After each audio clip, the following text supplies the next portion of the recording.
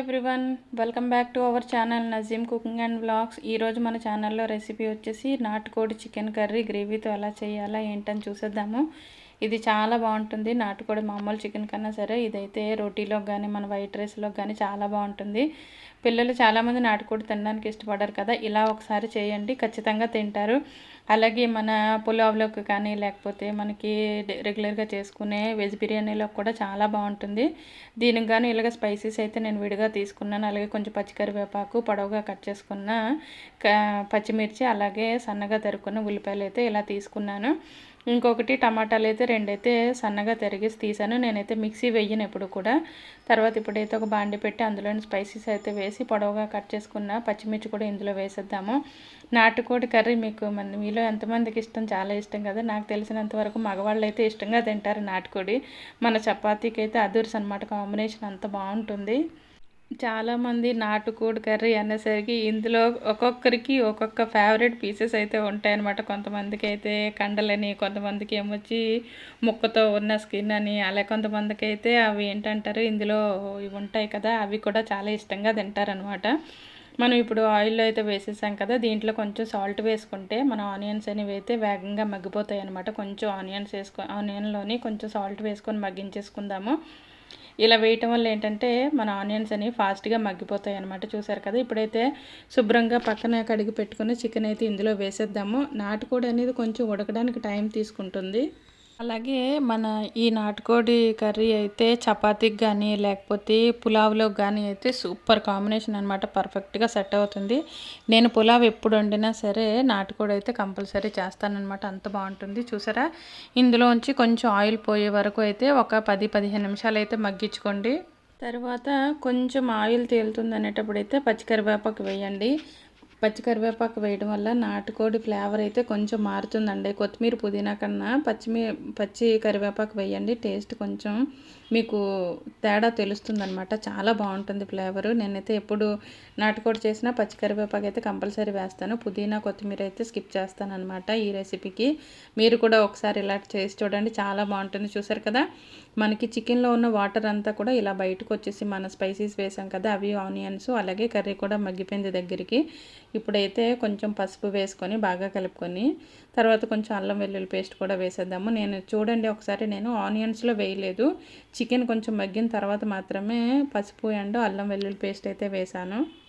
చూసారు కదా, అల్లం వెల్లుల్లి పేస్ట్ వేసిన తర్వాత అయితే మనకి కర్రీ స్మెల్ డబల్ అనమాట. ఇప్పుడే తినేయాలనిపిస్తుంది, అంత స్మెల్ వస్తుంది.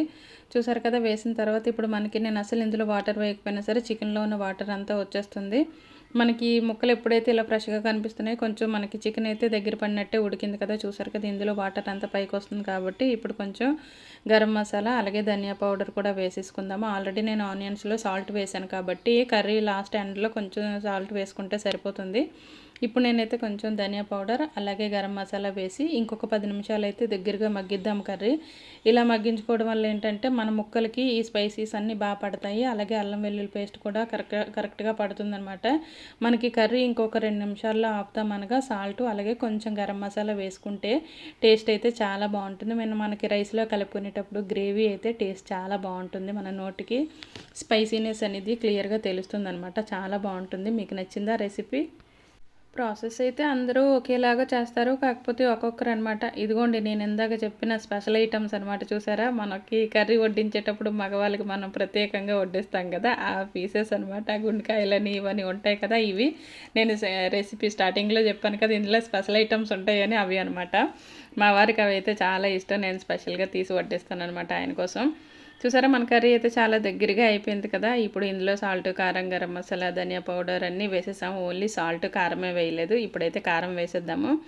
మనం నీచు కూరలు ఏం వండినా సరే నాదొక చిట్కా అనమాట. కారం వేసిన వెంటనే కలపకండి. ఒక 10 నిమిషాలు కానీ 5 నిమిషాలు కానీ మగ్గిన తర్వాత, అంటే ఆయిల్లో నీ కారం ఉడికిన తర్వాత మాత్రమే కలపండి. కర్రీ అయితే మంచి టేస్ట్ వస్తుంది. చాలామంది కారం వేసిన వెంటనే కలిపేస్తుంటారు. అలా కలపకుండా ఒక 2 నిమిషాలు మగ్గిన తర్వాత కలపండి. టేస్ట్ అయితే చాలా బాగా వస్తుంది. చూసారు కదా, ఎంతో టేస్టీగా ఉండే నాటుకోడి ఆల్రెడీ రెడీ అయిపోయినట్టే. చూసారా, కొంచెం వాటర్ వేసుకొని టమాటా వేసుకుంటే మన కర్రీ అయితే రెడీ అయిపోయింది.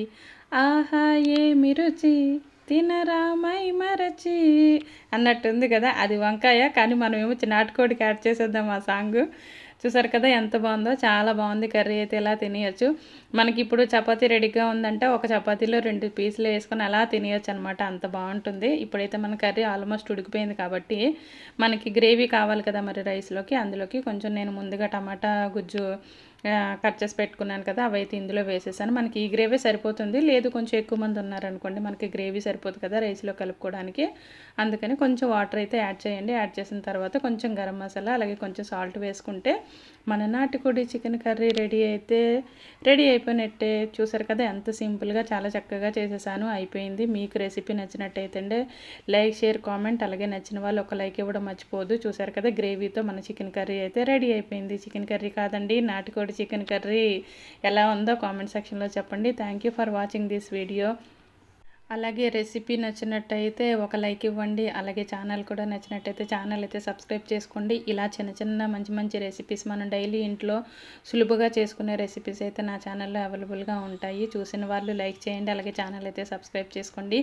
అలాగే మీకు ఎవరైనా నచ్చిన వాళ్ళు ఉంటే నా ఛానల్ అయితే చెప్పి సబ్స్క్రైబ్ చేయించండి ప్లీజ్. ఈ హెల్ప్ అయితే చేయండి.